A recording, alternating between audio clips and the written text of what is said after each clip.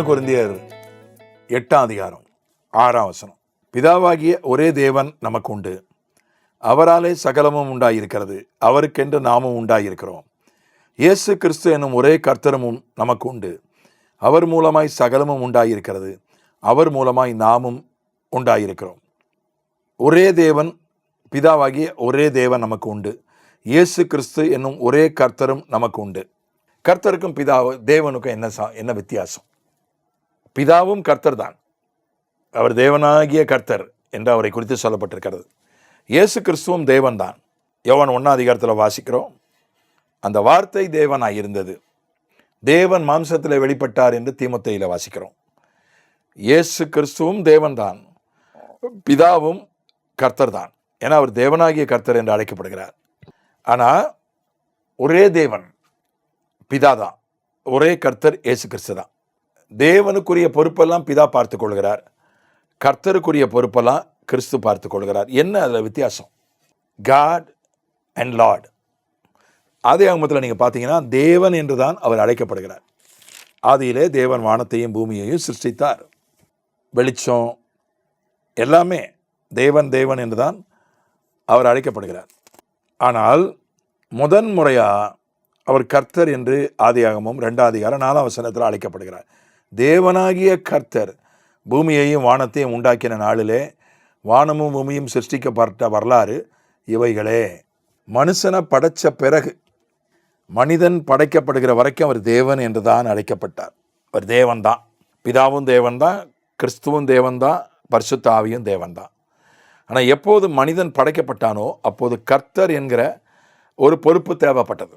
அப்போ அவரே தேவனாகவும் இருந்தார், அவரே கர்த்தராகவும் இருந்தார். மனிதர்களையெல்லாம் ஆளுகை செய்ய, மனிதர்கள் மேலெல்லாம் அதிகாரம் உடையவராக இருக்க கர்த்தர் தேவை. கர்த்தர் என்பது மனிதர்களுக்கு அவர் மேம்பட்டவர், மனிதர்களுக்கு மேலானவர், மனிதர்களை குறித்த பொறுப்புள்ளவர், மனிதர்கள் மேல் அதிகாரம் உள்ளவர் தான் கர்த்தர். தேவன் என்றால் எல்லார் மேலேயும் அதிகாரம் உடையவர். மனிதர்கள் மட்டுமல்ல, ஜீவரா எல்லா மிருகங்கள், பறவைகள், காற்று, மழை, இயற்கை எல்லாவற்றின் மேலும் அதிகாரம் உள்ளவர் தேவன். அதனால் இயேசு கிறிஸ்து உயிர்த்து எழுந்து பிதாவினுடைய வலது பார்சத்தில் உட்கார்ந்த பிறகு பிதா தேவன் என்கிற பொறுப்பை பிதாவும், கர்த்தர் என்கிற பொறுப்பை கிறிஸ்துவும் அவர்கள் தங்களுக்குள்ளே பகிர்ந்து கொண்டார்கள். அதுக்கு முன்னால் வரையும் 2 பேரும் தேவனாக இருந்தாங்க, 2 பேரும் கர்த்தராக இருந்தாங்க. நீர் தேவனாயிரும், நான் கர்த்தராக இருக்கிறேன் என்று 2 பேரும் தங்களுடைய பொறுப்புகளை பகிர்ந்து கொண்டாங்க. உங்களுக்கு இதை புரிய வேண்டுமானால் நான் இப்படி புரிய வைக்கலாம். நம்ம நாட்டில் ஜனாதிபதி இருக்கிறார், பிரதமர் இருக்கிறார். யார் பெரியவர்? பிரதமர் தான். ஒரு விதத்தில் பார்த்தா பிரதமர் பெரியவர். நடைமுறை அதிகாரம், எக்ஸிக்யூட்டிவ் அத்தாரிட்டியில் பிரதமர் பெரியவர். கான்ஸ்டிடியூஷனல் அத்தாரிட்டி, சட்டப்பூர்வமான அதிகாரம், ஜனாதிபதி பெரியவர். நாற்காலியிலே ஜனாதிபதி பெரியவர், அதிகாரத்திலே பிரதமர் பெரியவர். பிரதமர் அரசாங்கத்துக்கு மட்டும்தான் தலைவர். ஜனாதிபதி அரசாங்கத்துக்கும் தலைவர், இராணுவத்துக்கும் தலைவர், நீதிமன்றத்துக்கும் தலைவர், எல்லா அமைப்புகளுக்கும் தலைவர், தேர்தல் கமிஷன் போன்ற எல்லா அமைப்புகளுக்கும் தலைவர் ஜனாதிபதி. அதே மாதிரி தான் தேவன் ஜனாதிபதி மாதிரி, கர்த்தர் பிரதமர் மாதிரி. உங்களுக்கு புரிகிறதுக்காக ஒரு உதாரணம் சொல்கிறேன். கர்த்தர் மனிதர்கள் மேலே அதிகாரமுடையவர், மனிதர்களை குறித்த பொறுப்புடையவர். தேவன் மனிதர்கள், மிருகங்கள், பறவைகள், இயற்கை, தூதர்கள் எல்லாவற்றை குறித்தும் பொறுப்பும் அதிகாரமும் உடையவர். தேவன் ஒருவரே அவர் பிதா, கர்த்தர் ஒருவரே அவர் கிறிஸ்து. அது தெளிவாக சொல்லப்பட்டிருக்கிறது.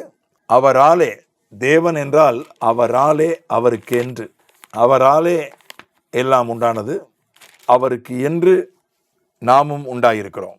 அவராலே சகலமும் உண்டாயிருக்கிறது.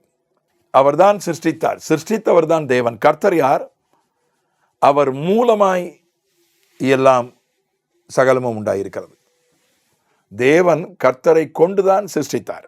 ஒரு வீடு கட்டுறோம், நம்ம வீட்டை நம்ம கட்டுறோம், ஆனால் நாமளேவா கட்டுறோம்? நாமளேவா செங்கலை வச்சு சிமெண்ட் வச்சு கட்டுறோம்? இல்லை, ஒரு இன்ஜினியரை வச்சு கட்டுறோம். ஒரு ஆர்கிடெக்டை அல்லது ஒரு இன்ஜினியரை வச்சு கட்டுறோம். ஏன்னா என்னாலே வீடு கட்டப்பட்டது. யார் மூலமாய் கட்டப்பட்டது? இன்ஜினியர் மூலமாய் கட்டப்பட்டது. அதே போல தான் பிதாவாகிய தேவன் எல்லாவற்றையும் சிருஷ்டித்தார். கர்த்தராகிய இயேசுவை கொண்டு அவர் எல்லாவற்றையும் சிருஷ்டித்தார். அவருக்கு என்று நாம் உண்டாயிருக்கிறோம். நாம் யாருக்காக உயிரோடு இருக்கிறோம்? யாருக்காக படைக்கப்பட்டிருக்கிறோம்? நம்ம அம்மா அப்பாவுக்காகவா? நம்முடைய மனைவி பிள்ளைகளுக்காகவா? கணவனுக்காகவா? மக்களுக்காகவா? இவர்களுக்காகவா இந்த உலகத்தில் வந்து பிறந்தோம்? இவர்கள் மீது நமக்கு பொறுப்பு உண்டு, அது வேற விஷயம். நாம் தேவனுக்கு என்று பிறந்திருக்கிறோம், தேவனுக்கு என்று படைக்கப்பட்டிருக்கிறோம். யார் மூலமாய் நாம் இருக்கிறோம்? அவர் மூலமாய் நாமும் உண்டாயிருக்கிறோம். கிறிஸ்து மூலமாய், கர்த்தராகிய இயேசு மூலமாய் நாம் இருக்கிறோம்.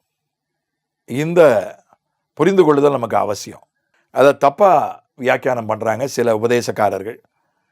இயேசு தேவன் இல்லை, பிதாதான் தேவன். சிலர் பிதா எல்லாம் கிடையாது, இயேசு தான். ரெண்டு ஓரத்துக்கும் போயிடுறாங்க. பிதா தேவன், கிறிஸ்து கர்த்தர். பிதா சிருஷ்டித்தார், கிறிஸ்து மூலமாய் எல்லாம் சிருஷ்டிக்கப்பட்டது. இதுதான் தேவனுக்கும் கர்த்தருக்கும் நடுவில் உள்ள ஒரு தெளிவான ஒரு காரியம், ஒரு விளக்கம். அதனால கர்த்தர் என்பது ஒரு குறைவான விஷயம் இல்லை. ரெண்டு பேரும் ஒன்றாக இருக்கிறார்கள். இப்போ நான் ஒரு பிசிஐ ஸ்தாபனத்தினுடைய தலைவராக நான் இருக்கிறேன். பிசிஐ ஸ்தாபனத்தினுடைய ஒரு பிரிவு தான் ஏபிசிடி என்கிற இறையியல் பிரிவு. இறையியல் பிரிவினுடைய இயக்குனராகவும் இருக்கிறேன். ஏனென்றால் ரெண்டு பொறுப்பில் இருக்கேன். இந்த இறையியல் ஏபிசிடியினுடைய இயக்குனராக இருப்பது கூடுதல் பொறுப்பு தான். ஏன்னா அதுக்கு ஏற்ற ஒரு நபரை இன்னும் நாங்கள் கண்டுபிடிக்கவில்லை. இப்போ இறையியல் ஏபிசிடி இயக்குனருக்கு மேலே ஏபிசிடியுடைய ஓவர்சீர் இருக்கிறார், ரெவரண்ட் ஆர் பால் மோசஸ். இப்போ இந்த ஏபிசிடிக்கு மேலே தான் பிசிஐ இருக்குது. அதுக்கு தலைவர் பொறுப்பில் நான் இருக்கிறேன். நான் ஏபிசிடி இயக்குனராக பாஸ்டர் பால் மோசஸுக்கு கீழே இருக்கிறேன். நான் பிசிஐ தலைவராக பாஸ்டர் பால் மோசஸுக்கு மேலே இருக்கிறேன். ரெண்டு பொறுப்பில் நான் இருக்கிறேன். நான் ஜெபம் பண்ணிட்டு இருக்கிறேன், ஒரு ஏற்ற ஒரு நபரை நீங்கள் தாங்க ஏபிசிடி இயக்குனராக. ஏன்னா அதில் நிறைய நடைமுறை, அன்றாடம் அதை பார்க்க வேண்டும். நிறைய நடைமுறை விஷயங்கள் உண்டு. ஏதோ ஒரு பைபிள் காலேஜ் நடத்துகிற மாதிரி ஒரு அங்கீகார அமைப்பு நடத்துகிற மாதிரி பொதுவாக நடத்திட முடியாது. இதில் நிறைய மிஷினரிகளுக்கு நம்ம வேறு மாதிரி காரியங்களை செய்யணும், ஊழியக்காரங்களுக்கு வேறு மாதிரி காரியங்களை செய்யணும், விசுவாசிகளுக்கு வேறு மாதிரி காரியங்களை செய்யணும், ஆன்லைனில் படிப்பு அது வேறு மாதிரி செய்யணும், தொலைக்கல்வி அது வேறு மாதிரி செய்யணும், வகுப்புகள் நடக்கிறதுக்கு அது வேறு மாதிரி செய்யணும், அட்டானமஸ் காலேஜஸை ஒரு மாதிரி நடத்தணும், மற்ற கல்லூரிகளை வேறு மாதிரி நடத்தணும், அவ்வப்போது அப்டேட் பண்ணணும். நம்மகிட்ட எல்லா விதமான மாணவர்களும் இருக்காங்க. பெந்தகோஸ்தேக்காரங்களும் இருக்காங்க, ஆங்கிலிக்கன்ஸும் இருக்காங்க, இவாஞ்சலிக்கல்ஸ் இருக்காங்க. எல்லாரையும் நம்ம அரவணைச்சு கொண்டு போகணும், அவ்வப்போது அப்டேட் பண்ணணும். எல்லாருக்கும் ஒரே மாதிரி ஃபீஸ் வாங்க முடியாது. ஊழியக்காரங்களுக்கு நீங்கள் மனம கொடுக்கறது போதும், ஒரு குறிப்பிட்ட வகுப்பு வரைக்கும், ஒரு குறிப்பிட்ட படிப்பு வரைக்கும் நீங்கள் தன்னார்வமாக கொடுத்தா போதும்னு வச்சுருக்கிறோம். அதுக்கு மேலே தான் அவங்களுக்கு ஃபீஸு. விசுவாசிகள்கிட்ட அவர் கண்டிப்பாக ஒரு கட்டணத்தை, ஒரு சிறிய கட்டணத்தை நாங்கள் வசூலிக்கிறோம். இதுக்கு நிறைய ஒரு நடைமுறை அனுபவம், நடைமுறை புரிந்து கொள்ளுதல் தேவை. ஒரு ஏபிசிடி இயக்குனர் ஓவர்சீர்கிட்ட கலந்து பேசி தான் இயங்கணும். முக்கியமான முடிவுகள் எடுக்கும்போது பிசிஐ தலைவரோடு கலந்து பேசி முடிவு எடுக்கணும். இப்போ நானே இயக்குனராகவும் இருக்கேன், நானும் தலைவராக இருக்கிறதுனால எனக்கு நிறையா ப்ளஸ், அதில் நிறையா ப்ளஸ்ஸு. சீக்கிரமாக முடிவுகளை எடுக்க முடியுது. இதில் என்ன மைனஸ்னால் என்னுடைய நேரமும் பலமும் எனக்கு போதலை. ரெண்டு பொறுப்பையும் நான் நிறைவேற்ற வேண்டியிருக்கு. கூடுதலாக போதிக்கிற ஊழியம், கூடுதலாக மற்றவங்களுக்காக விண்ணப்பிக்கிற ஊழியம், என் நேரமும் பலமும் எனக்கு போதாமல் இருக்கிறது. அந்த மாதிரி தான் ஒரு ஏபிசிடி இயக்குனர் மாதிரி தான் கர்த்தர் என்பது. அவர் தான் ஏபிசிடி நடைமுறை தலைவர் அவர் தான். ஓவர்சீர் சட்டப்படியான தலைவராக இருந்தாலும் நடைமுறை எக்ஸிக்யூட்டிவ் லீடர் ஏபிசிடி இயக்குனர் தான். ஏபிசிடி இயக்குனர் மாதிரி தான் கர்த்தர், பிசிஐ தலைவர் மாதிரி தான் தேவன். இப்போ இருவரும் ஒன்றாக இருக்கிறார்கள். ஒரே ஆள் தான் 2 பொறுப்புலையும் இருக்கிறேன். அதே மாதிரி தான் பிதாவும் தேவனும் அவர்கள் ஒன்றாக இருக்கிறார்கள். இதை சிலருக்கு புரிந்து கொள்ள முடியும், சிலருக்கு புரிந்து கொள்ள முடியாது. புரிந்து கொள்ள முடியலன்னா சோர்ந்து போகாதீங்க. கர்த்தர் உங்களுக்கு ஏற்ற காலங்களில் அதை விளக்கி தெளிவாக்குவார். சிலர் புரிந்து கொள்வதற்காக தான் நான் விளக்குகிறேன்.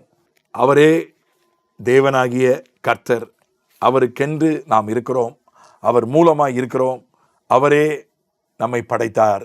ஆமென்.